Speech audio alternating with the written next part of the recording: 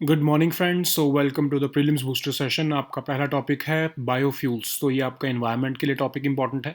तो पीएम मोदी जो है उन्होंने सेकंड जनरेशन इथेनॉल प्लांट जो है वो पानीपत रिफाइनरी जो है हरियाणा में वहाँ पर इंडिया को डेडिकेट किया है।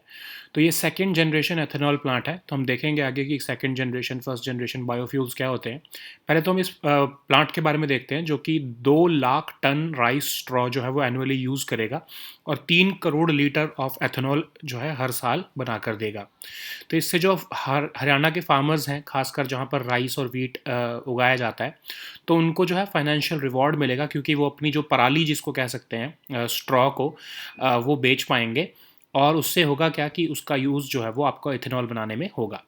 तो अब हम देखते हैं बायोफ्यूल्स होते क्या हैं। तो ये बायो मास से बनाए जाते हैं, बहुत स्लो इनका नेचुरल प्रोसेस होता है, उससे ये जो है बायो फ्यूल बनता है।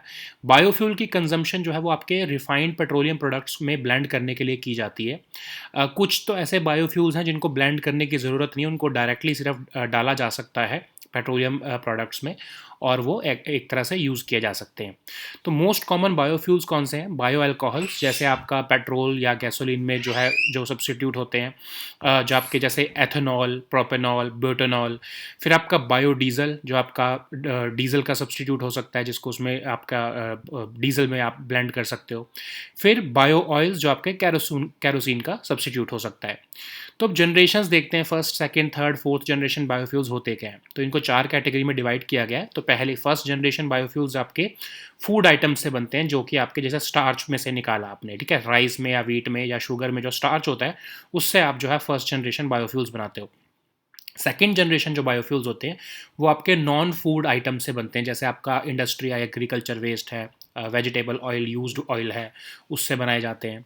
थर्ड जनरेशन बायोफ्यूल जो है आपके एल्गल फ्यूल होता है या एल्गी फ्यूल होता है, और ये 10 टाइम्स ज़्यादा बायोफ्यूल बना कर देता है as compare to second generation biofuel. सबसे जो आपके लास्ट में आते हैं वो आपके आते हैं फोर्थ जनरेशन बायोफ्यूल, जो कि नॉन एरेबल लैंड पर बनाए जाते हैं। इसमें आपके इलेक्ट्रोफ्यूज़, फोटोबायोलॉजिकल, सोलर फ्यूज़, ये सब आते हैं, ठीक है। सो इनको जो है डिस्ट्रक्शन ऑफ बायोमास करने की ज़रूरत नहीं पड़ती है, like unlike third category of third generation of biofuels. इनको आप जो है बिना डिस्ट्रक्शन ऑफ बायोमास इनको आप क्रिएट कर सकते हो, ठीक है। सो अब एथेनॉल ब्लेंडिंग क्या होता है? एथेनॉल ब्लेंडिंग मतलब होता है कि एथेनॉल का यूज़ करना। एथेनॉल कैसे बनेगी? आपकी फर्मेंटेशन ऑफ शुगर से, ठीक है। तो उसको आप पेट्रोकेमिकल प्रोसेस, जिसको आप इथेलीन हाइड्रेशन कहोगे, उसके थ्रू जो है आपको आपने एथेनॉल की ब्लेंडिंग करी है आपके जो है फ्यूल में, जो कि आपका पेट्रोल है जैसे, ठीक है। तो उससे फ़ायदा क्या है? पेट्रोल में एथेनॉल को डालने से फ़ायदा होगा क्या? क्योंकि एथेनॉल जो है वो हाई ऑक्सीजन कंटेंट की होती है, तो आपका जो फ्यूल है वो अच्छी तरह से कंबस्ट होगा, अच्छी तरह से बर्न होगा, तो आपकी इंजन की एफिशिएंसी आएगी, ठीक है। सो एथेनॉल प्रोडक्शन इन इंडिया। तो इंडिया में जो इसकी प्रोडक्शन होती है एथेनॉल की, उसके लिए नोडल डिपार्टमेंट आपका department of food and public distribution होता है। और बहुत सारे sugar cane based raw material का यूज़ करते हुए एथेनॉल बनाया जाता है। तो ए, बी और सी मोलासेस का यूज़ करते हुए एथेनॉल बनाया जाता है। तो ए मोलासेस कौन से होते हैं कि जब आपने शुगर को एक बार क्रिस्टलाइज कर लिया, तो उसमें से शुगर केन में जितना भी जो बचा है उसमें से जो आप निकालोगे जो आपका मटेरियल, उसको हम ए मोलासेस कहते हैं। फिर उसके बाद उस मटेरियल को आपने जब शुगर निकाल ली उसमें से, उसको आप फिर भी एक बार दोबारा रीबॉयल करोगे और शुगर क्रिस्टलाइज करोगे। फिर जो उसमें जो रिमेनिंग सिरप बचता है वो सेकेंड मोलासेस होते हैं, बी हैवी मोलासेस। सी मोलासेस क्या होता है? जो बिल्कुल एंड का पार्ट रह जाता है, 4.5% ऑफ द केन रह जाता है, जिसको आप जो है जो आपका फर्मेंटेबल शुगर्स रह जाती हैं, वो लगभग 40% जो कॉन्स्टिट्यूट करता है, उसको आप सी मोलासेस कहते हो, ठीक है। तो हमारा नीति आयोग के पेपर के हिसाब से 110 बिलियन लीटर्स ऑफ इथेनॉल जो है वो वर्ल्ड वाइड प्रोड्यूस होता है, जिसमें यूएस और ब्राज़ील का लगभग 84% शेयर है। तो इंडिया की बायोफ्यूल पॉलिसी कहती है कि हम अब जो है 2025 तक 20% एथेनॉल ब्लेंडिंग करेंगे, 5% हम बायोडीजल बनाएंगे, ठीक है। तो इसको अचीव करने के लिए लगभग हमें 10.2 बिलियन लीटर्स ऑफ बायो जो है ये बायोफ्यूल्स चाहिए होगा by the year 2025। So next हमारा टॉपिक है डिजिटल लैंडिंग। तो ये आपके इकोनॉमी सेक्शन के लिए टॉपिक इंपॉर्टेंट है। तो आरबीआई ने पहली बार गाइडलाइंस निकाली हैं डिजिटल लैंडिंग के लिए ताकि इलीगल एक्टिविटीज़ को कॉम्बैट किया जा सके। तो एक working group on digital landing बनाया गया था 2021 में। उन्होंने रिपोर्ट सबमिट की आरबीआई को और उसके बाद ये गाइडलाइंस इशू की गई हैं। तो पहले तो आपको ये पता होना चाहिए डिजिटल लैंडिंग होती क्या है। तो आपको अगर लोन या फिर क्रेडिट ऑनलाइन मिल जाता है उसको हम कहते हैं डिजिटल लैंडिंग। तो कुछ ऐसे वेब प्लेटफॉर्म्स हैं, मोबाइल ऐप्स हैं जिस जो आपको न्यू एज लैंडर्स को आपको जो है वो डिजिटल लैंडिंग कर रहे हैं। ठीक है, आपको देखा होगा ना, जैसे अमेजोन पर भी है अमेजोन पे, बाय नाउ पे लेटर। आप परचेज उस टाइम पे कर लेते हो, आपको पे उसको थोड़ा बाद करना पड़ता है।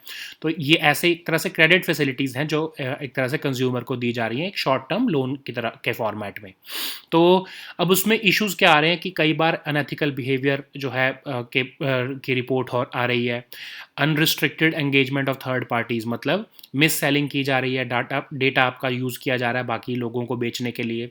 तो इसको क्योंकि ये आरबीआई अभी तक रेगुलेट नहीं करता था, तो इसलिए जो है ये अनएथिकल बिहेवियर चल रहा था, तो इसलिए अब आरबीआई ने इनके लिए गाइडलाइंस निकाली हैं।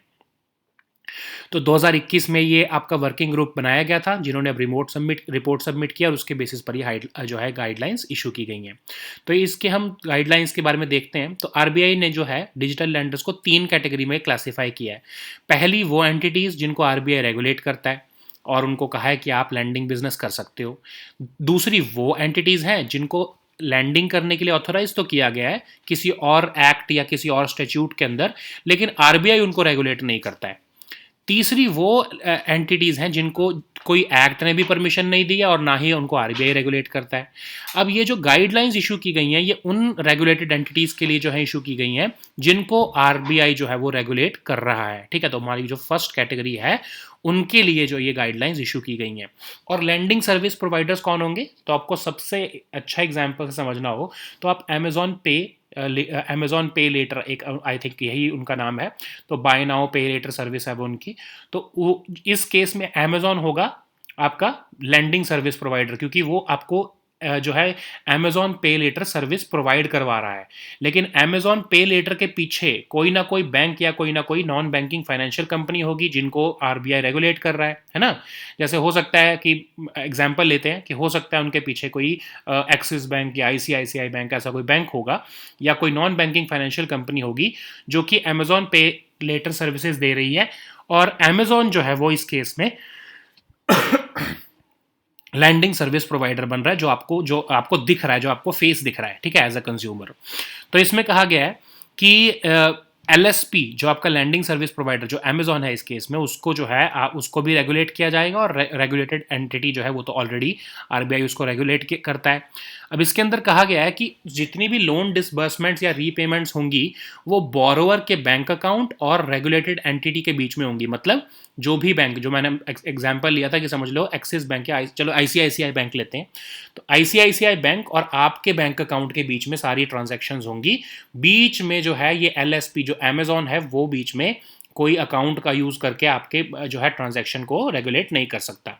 कोई फीस नहीं चार्ज कर सकता ये एलएसपी, और सारी जो फीस अगर पे करनी है तो वो आपका जो बैंक होगा, या जो जैसे इस केस में हम आईसीआईसीआई बैंक ले रहे हैं या कोई एनबीएफसी ले लेते हैं, वो अपने आप जो अमेजॉन के साथ ट्रांजैक्शन करेगा वो आपके बिहाफ पे जो कस्टमर के बिहाफ पे जो कमीशन देना होगा वो देता रहेगा, लेकिन बोरोवर को अमेजॉन को कोई कमीशन पे करने की ज़रूरत नहीं है। ठीक है, एक की फैक्ट स्टेटमेंट भी जो है बोरोवर को प्रोवाइड करवानी की ज़रूरत होगी, ताकि जो है बोरोवर को पता रहे कि अमेजॉन पे लेटर की जो सर्विस है उसके पीछे कौन सी रेगुलेटेड एंटिटी या फिर जो कौन सा बैंक है, ठीक है, या कोई भी एनबीएफसी कौन सा है जो। अब इसमें कूलिंग ऑफ पीरियड की भी बात की गई है लोन कॉन्ट्रैक्ट में, कि समझ लो आपने जो भी कोई डिजिटल लोन लिया है उसको आपको ये ऑप्शन दिया जाना चाहिए कि आप उसको पहले भी आप उसको एग्जिट कर सको अपनी पेमेंट पूरी करके, प्रोपोर्शनेट आप एनुअल जो है इंटरेस्ट देकर बिना किसी पेनल्टी के आप उस लोन को क्लोज भी करवा सको। ठीक है, और all inclusive cost of digital loans जो है वो डिस्क्लोज की जानी चाहिए बोरोवर्स को। कोई भी आप जो है क्रेडिट लिमिट आपके बिना पूछे, आपके बोरोवर से बिना पूछे उसको इंक्रीज नहीं कर सकते ये आपके रेगुलेटेड एंटिटीज़ या डिजिटल लैंडर्स। ठीक है, एक नोडल ग्रीवेंस रिड्रेसल ऑफिसर को भी बिठाने की बात की जा रही है, ताकि एलएसपीज जो हैं, जो इस केस में कौन होगा, अमेजॉन जो है उनको एक नोडल ग्रीवेंस ऑफिसर भी बिठाना पड़ेगा जो आपके ग्रीवेंसेस को सुनेगा। ठीक है, सो नेक्स्ट हमारा टॉपिक है चीफ जस्टिस ऑफ इंडिया। तो ये टॉपिक आपके पॉलिटी सेक्शन के लिए इंपॉर्टेंट है।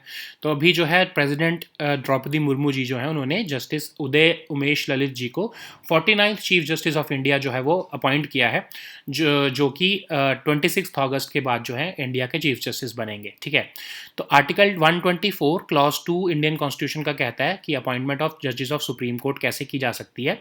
तो हर जज ऑफ सुप्रीम कोर्ट को प्रेसिडेंट ऑफ इंडिया अपॉइंट करते हैं।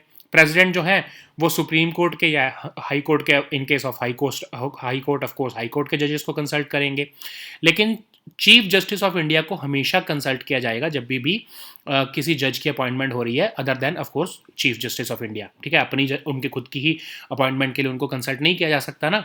तो अब एलिजिबिलिटी क्राइटेरिया क्या है? एलिजिबिलिटी, एक पर्सन को सुप्रीम कोर्ट का जज बनना हो तो उसको या तो 5 साल का एक्सपीरियंस होना चाहिए हाई कोर्ट में का जज, एज अ हाई कोर्ट जज, या फिर 10 साल का एक एडवोकेट इन हाई कोर्ट का एक्सपीरियंस होना चाहिए, या फिर वो in the opinion of president एक डिस्टिंग्विश्ड ज्यूरिस्ट हो सकते हैं। ठीक है, अब प्रोसेस क्या होता है? अब जब वैकेंसी निकलती है सुप्रीम कोर्ट जज की, तो चीफ जस्टिस ऑफ इंडिया जो है वो अपनी recommendation union minister of law को भेजते हैं। ऐसा नहीं होता कि chief justice of India discretionary ऐसे ही रिकमेंडेशन भेज देते हैं। वो पहले कोलिजियम के हिसाब से जो है वो कंसल्टेशन करते हैं, 4 सीनियर मोस्ट जजेस से वो है chief justice of India consultation करके फिर ही वो नाम आगे यूनियन मिनिस्टर ऑफ लॉ को भेजते हैं। तो ये आपका मेमोरेंडम ऑफ प्रोसीजर में दिया गया है कि चीफ जस्टिस ऑफ इंडिया जो है वो सीनियर मोस्ट जज ऑफ सुप्रीम कोर्ट होंगे, और आर्टिकल 124 क्लॉज 2 ऑफ कॉन्स्टिट्यूशन के मुताबिक यूनियन मिनिस्टर ऑफ लॉ को chief justice of India, outgoing जो चीफ जस्टिस ऑफ इंडिया होंगे वो यूनियन मिनिस्टर ऑफ लॉ को जो है वो रिकमेंडेशन भेजेंगे आफ्टर कोलिजियम से कंसल्टेशन के बाद, और यूनियन मिनिस्टर ऑफ लॉ जो है वो रिकमेंडेशन प्राइम मिनिस्टर को भेजेंगे। प्राइम मिनिस्टर एडवाइस करेंगे प्रेसिडेंट को और उसके बाद जो है अपॉइंटमेंट कर दी जाएगी। अब ये मेमोरेंडम ऑफ प्रोसीजर क्या है? तो बेसिकली जो आपके पता है कि सुप्रीम कोर्ट के जजेस की अपॉइंटमेंट जो होती है वो कोलिजियम सिस्टम के रिकमेंडेशन पर होती है, और जो है उसकी अपॉइंटमेंट के लिए ये जो आपका मेमोरेंडम ऑफ प्रोसीजर निकाला गया है, जो कि पूरा प्रोटोकॉल बताता है कि कोलिजियम सिस्टम कैसे काम करेगा। सो नेक्स्ट हमारा टॉपिक है प्रधानमंत्री आवास योजना अर्बन। ठीक है, तो ये आपके गवर्नेंस के लिए भी इंपॉर्टेंट टॉपिक है और इकोनॉमी सेक्शन के लिए भी इंपॉर्टेंट टॉपिक है। तो यूनियन कैबिनेट ने प्रधानमंत्री आवास योजना जो है उसको 31 दिसंबर 2024 तक की एक्सटेंशन जो है मंजूर कर दी है। तो इसके लिए फाइनेंशियल असिस्टेंस जो है वो भी दी जाएगी। 122 लाख हाउसेस जो है कंप्लीट होने वाले थे, उनके लिए असिस्टेंस भी दी जाएगी। और ये एक्सटेंशन क्यों दी जा रही है? क्योंकि स्टेट्स और यूटीज़ ने रिक्वेस्ट किया है कि और भी जो है इसको जो है इस स्कीम को जो है वो एक्सटेंड किया जाए। तो उसके लिए लगभग 2,03,000 करोड़ रुपए जो है वो सैंक्शन किए हैं सेंट्रल असिस्टेंस के तौर पर सिंस 2015, और ये अब 2024 तक ये स्कीम चलने वाली है। ठीक है, तो ये स्कीम ऑफ कोर्स आपको पता होगा 2015 में निकाली गई थी housing requirement of urban poor के लिए। सेंट्रल असिस्टेंस दी जाती है इसमें अर्बन लोकल बॉडीज़ को। Affordable housing for weaker section का ख्याल रखा जाता है through credit linked subsidy. Affordable housing जो है वो पब्लिक और प्राइवेट सेक्टर के साथ पार्टिसिपेट करके दी जाती है, और अगर कोई इंडिविजुअल अपना घर बनाना चाह रहा है तो उसके जो है लोन के लिए उनको सब्सिडी दी जाती है। तो जितने भी 4041 स्टेचुटरी टाउन्स हैं एज पर सेंसस 2011, वहाँ पर ये स्कीम जो है वो इम्प्लीमेंट की जा रही है। और इसमें इनकम क्राइटेरिया क्या होगा कि कौन से लोगों को जो है ये बेनिफिट्स मिल सकते हैं? ये स्टेट्स और यूटीज़ जो है उनको फ्लेक्सिबिलिटी दी गई है कि वो एनुअल इनकम क्राइटेरिया जो है वो रीडिफाइन करें after of course approval from ministry. ठीक है, तो हुडको और जो नेशनल हाउसिंग बैंक है वो सेंट्रल नोडल एजेंसीज होंगी इस स्कीम में जो है सब्सिडी को चैनलाइज करने के लिए। अब इसके लिए इंटरेस्ट सब्सिडी अवेलेबल करवाई जा रही है। लगभग 6 लाख रुपए तक के लोन जो है उनके लिए, उसमें 6.5% तक की जो सब्सिडी जो है 20 साल के लोन के लिए जो है वो गवर्नमेंट द्वारा दी जाती है। ठीक है, अब इसके अंदर जो है रिसेंटली मिडिल इनकम ग्रुप को दोबारा से डिफाइन किया गया है। अब लगभग 18 लाख रुपए तक की एनुअल इनकम वाले जो ग्रुप हैं उनको मिडिल इनकम ग्रुप की कैटेगरी में डाला गया है। ठीक है, सो नेक्स्ट हमारा टॉपिक है यूनिवर्सल पोस्टल यूनियन। तो ये आपका इंटरनेशनल रिलेशंस के लिए टॉपिक इंपॉर्टेंट है। तो यूनियन कैबिनेट ने constitution of universal postal union को जो है वो रेटिफाई कर दिया है, जो कि आपका 27th Congress of universal postal union के टाइम पर साइन किया गया था। अब इसके अंदर जो है डिपार्टमेंट ऑफ पोस्ट को इंडिया में जो है वो इनेबल किया गया है कि वो ऑनरेबल प्रेसिडेंट ऑफ इंडिया से इंस्ट्रूमेंट ऑफ रेटिफिकेशन साइन करवा लें, और जो कि बाद में director general of international bureau of universal postal union को सबमिट किया जाएगा। ठीक है, तो मतलब जो एक तरह से यूनिवर्सल पोस्टल यूनियन के जो कॉन्स्टिट्यूशन है उसके अंदर कुछ चेंजेस लाए गए हैं, उसके लिए जो है रेटिफिकेशन की जा रही है। अब यूनिवर्सल पोस्टल यूनियन है क्या, इसको भी देखते हैं। तो आपकी ट्रीटी ऑफ बर्न 1874 में जो साइन हुई थी उसके बेसिस पर ये यूनिवर्सल पोस्टल यूनियन बनाया गया। सेकेंड ओल्डेस्ट इंटरनेशनल ऑर्गेनाइजेशन है ये, स्पेशलाइज्ड एजेंसी भी है यूनाइटेड नेशंस की, और ये जो मेंबर कंट्रीज हैं उनकी पोस्टल पॉलिसीज को कोऑर्डिनेट करने के लिए इसको बनाया गया है। ठीक है, इसका हेडक्वार्टर भी बर्न जो कि आपका स्विट्जरलैंड में है वहाँ पर लोकेटेड है।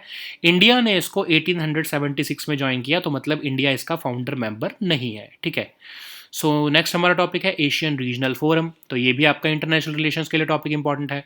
तो इलेक्शन कमीशन ऑफ इंडिया ने एशियन रीजनल फोरम जो है उसकी मीटिंग जो है वर्चुअल फॉर्मेट में अभी होस्ट की है। इसका थीम था making our elections inclusive, accessible and participative. ठीक है, तो ये रीजनल फोरम मीट जो है आपकी ग्लोबल समिट फॉर डेमोक्रेसी जो मैक्सिको में होनी है सितंबर में, उसका एक तरह से प्रीकर्सर है। तो इस ग्लोबल समिट फॉर डेमोक्रेसी के अंदर 5 रीजनल फोरम बनाए गए, अफ्रीका, अमेरिका, एशिया, यूरोप और अरब स्टेट्स के लिए। जो उसमें एशिया वाला जो फोरम है, रीजनल फोरम, उसकी जो मीटिंग है वो इंडिया ने अभी रिसेंटली होस्ट की है। ठीक है, so now let us see all these topics in English. So the first topic is biofuels. So this topic is important for your environment section.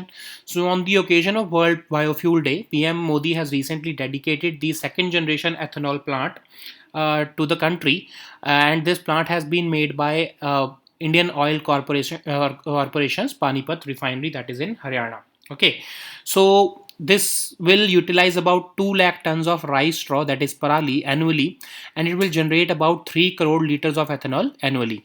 It will basically give farmers of Haryana who produce rice and wheat an opportunity to earn financial rewards by not burning the crop residue and instead selling it to this biofuel plant. Okay, so it will put India in the league of US and Brazil, who are the top producers of 2G ethanol technology.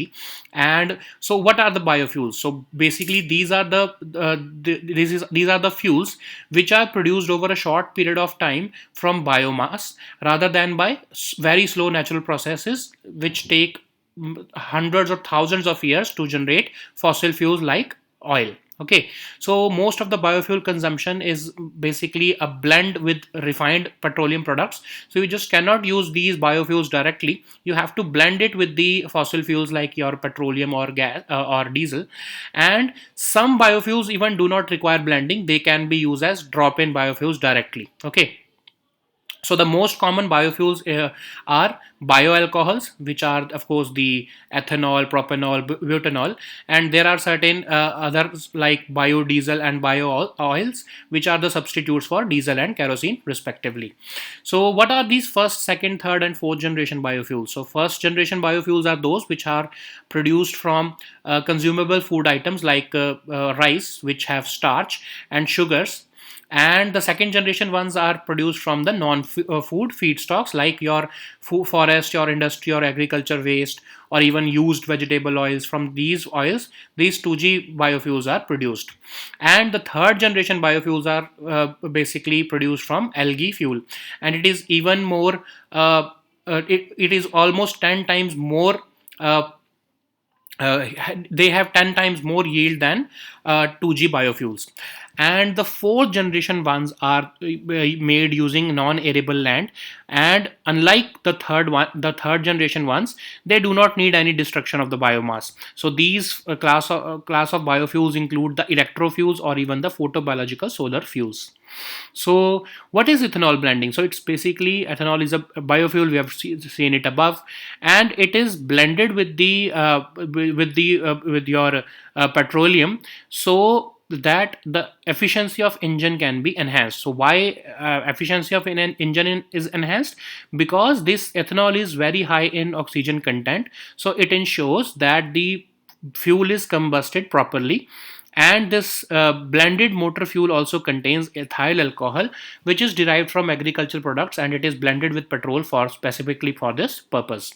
So What is the status of ethanol production in India? So, Department of Food and Public Distribution is the nodal department for the promotion of fuel-graded ethanol producing distilleries in India, and they produce this ethanol using sugarcane-based raw materials like A molasses, B heavy molasses, and C molasses, which are given here like below. Which so A molasses are those molasses which are left after the sugar has been crystallized at least once, and B heavy molasses are those which are when sugar is reboiled and more sugar is crystallized, and then the remaining syrup which remains yields second molasses, that is the B heavy molasses. And the C molasses is the end product, so it constitutes about 4.5% of the sugar cane, the last amount which produces fermentable sugars of 40% quantity. Okay.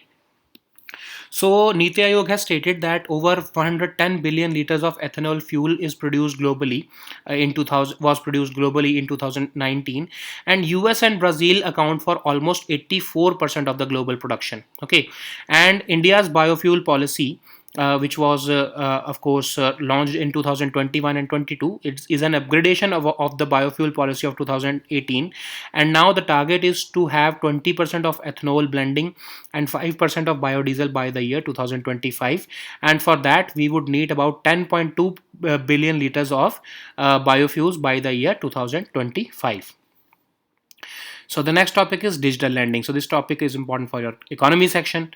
So RBI has recently issued the first set of guidelines for regulation of digital lending, so that illegal activities under the garb of these digital lending platforms can be combated. Okay, so the recommendations were given by the working group on digital lending, and based upon those recommendations the RBI has issued these guidelines. So what is digital lending? As you can understand from the name, so it is basically the process of availing credit online. You may have used it on your let's say Amazon, where the service called Amazon Pay Later is available, where you can purchase the product and they give you credit in the form of a Amazon Pay Later, and you can pay them after a certain period of time. So basically you are taking a loan from them, which in the form of or they are giving you loan in the form of digital lending. So lending through web platforms or mobile apps are given, and they are called digital lending. These buy now pay later schemes, which I'm talking about, Amazon Pay Later is also a BNPL scheme. And why there was a need to bring this bill or these guidelines rather? So because there were certain instances of unethical behavior and even unrestricted engagement of third parties was being conducted, where your data was being breached and it was sold to third parties. So for that, the working group on digital lending was formed by the RBI in 2021 to evaluate this digital lending activities. So now after their recommendations, these guidelines have been issued. So RBI has classified this digital lenders into three categories. The first one, of course, is the one which are regulated by the RBI and they are permitted to carry out lending business. So the second one is the those entities who are authorized to carry out lending under some other provisions or statutory provisions, but they are not regulated by the RBI. And the third one are those entities which are outside the purview of lending, and they are not given permission by any statutory or regulatory body to carry out lending. Okay, so RBI has just issued the guidelines for the first category of lenders, digital lenders. So in this case, regulated entities, let's suppose ICICI Bank starts shaking hands with Amazon Pay Later, and Amazon Pay Later becomes here the lending service provider. So Amazon Pay Later would be the face, but actually the lending would be given by ICICI Bank. So in this case, RBI will be regulated by the ICICI Bank will already be regulated by the RBI, but this lending service provider is evading the regulation by the RBI. So in this case, LSP is an agent of balance sheet lender. Okay, and it focuses upon customer acquisition, pricing, support, etc., and it is focusing upon peer-to-peer platform, and it is assuming the risk itself. So majority of these LSPs are non-recognized, and they are not regulated by the RBI or others, and that's why these guidelines become important. So all loan disbursement and repayments must be carried out between the borrower's bank account and the regulated entities. So in this case, like I was telling you, if you are a customer on Amazon on Amazon, then direct transactions would happen between ICICI Bank and your bank account. In this case, Amazon should not get any commission from your side. Okay, if needed, ICICI Bank can directly pay commission on your behalf to Amazon, but this Amazon Pay Later should not be able to charge any fee from you or from the borrower. So it is also saying, these guidelines are also saying that key fact statement must be provided to the borrower, so that all the information can be highlighted, and a cooling off period in the loan contract should also be given, so that in case the borrower want to exit digital loans, they can do so without any penalty. So all inclusive cost of digital loans must be declared or disclosed to the borrowers, so that they can make an informed decision. And it is also prohibiting any amount or any credit limit increase without the consent of the borrower. Also, it has asked that these LSPs must employ at least a suitable nodal grievance redressal officer to deal with the digital lending related complaints. So the next topic is Chief Justice of India. So this topic is important for your polity section. So President Draupadi Murmu has appointed Justice Uday Umesh Lalit as the 49th Chief Justice of India, and this appointment has been done under Article 124 Clause 2 of Indian Constitution, which deals with the appointment of judges of Supreme Court, and it says that every judge of the Supreme Court is to be appointed by the President, and Chief Justice of India shall always be consulted, except of course in the case of appointment of the Chief Justice of Supreme Court. So, what is the eligibility to be a Supreme Court judge? So you should have at least 5 years of experience as a judge in the High Court, or at least 10 years of experience as an advocate in High Court, or in the opinion of President, you must be a distinguished jurist. So, what is the process? So, when the vacancy for the post of Supreme Court judge arises, then the Chief Justice of India sends his recommendation to the Union Minister of Law. So, he does not send his recommendation just arbitrarily or discretionarily. He consults with the collegium of 4 senior most judges of the Supreme Court, and only after that this recommendation is sent to the Union Minister of Law. So, how the Chief Justice of India is appointed? So, as per the memorandum of procedure, the senior most judge of the Supreme Court becomes the Chief Justice of India. In this case, the Union Minister of Law at an appropriate time seeks the recommendation of the outgoing Chief Justice of India for the appointment of the next CJI. And under Article 124 Clause 2 of the Constitution, the outgoing CJI gives recommendation to the Union Minister of Law, who will then put up this recommendation to the Prime Minister, and who will then advise the President in the matter of appointment. So why this memorandum of procedure is there? So you know that judges in our case are appointing themselves. So for that, this memorandum of procedure is fixing the protocol through which the collegium system would work. So the next topic is Pradhan Mantri Awas Yojana Urban. So this topic is important for your governance as well as your economy section. So the Union Cabinet has decided to extend this scheme until 31st December 2024. So financial assistance would be given for the already sanctioned houses, which are about 122 lakh, which have been sanctioned till 31st March 2022 on the request of states and UTs. This scheme has been extended to December 2024, and since 2015 about 2 lakh 3,000 crore rupees have been sanctioned for this scheme. So this is of course a scheme for meeting the housing requirement of urban poor, and central assistance is given to urban local bodies. Affordable housing for weaker section is promoted through credit link subsidy. Affordable housing in partnership with public and private sectors is promoted. Even subsidies given given to individuals who construct a house for themselves. So all 4041 such statutory towns which have been identified as per census 2011 have been identified for the implementation of this scheme, and states and UTs have the flexibility to redefine the annual income criteria only after, of course, the approval of the ministry. And HUDCO and National Housing Bank have been identified as the central nodal agencies for the channelization of subsidy to the lending institutions. And in case of individual private houses, loans up to amount of 6 lakh rupees, for that 6.5% interest rate subsidy is given for tenures of 20 years. And recently the middle income group has also been redefined, and now those with an annual income of up to 18 lakh are eligible for the benefits under this scheme. So the next topic is Universal Postal Union. So this topic is important for your international relations. So Union Cabinet has recently approved the ratification to the amendments of Constitution of Universal Postal Union, now which was of course signed during the 27th Congress of the Universal Postal Union. Now the Department of Posts will get this ratification signed, or instrument of ratification signed, by the President of India, and India will submit its ratification to the constitutional amendment given for the Universal Postal Union. So what is Universal Postal Union? It was of course established by the Treaty of Berne of 1874. It is the second oldest international organization. It's a specialized agency of United Nations, and it coordinates postal policies among the member nations. Its headquarters is located in Bern, that is in Switzerland, and India joined this postal union in 1876, which means that India is not a founder member. So the next topic is Asian Regional Forum. So this topic is also important for your international relations topic.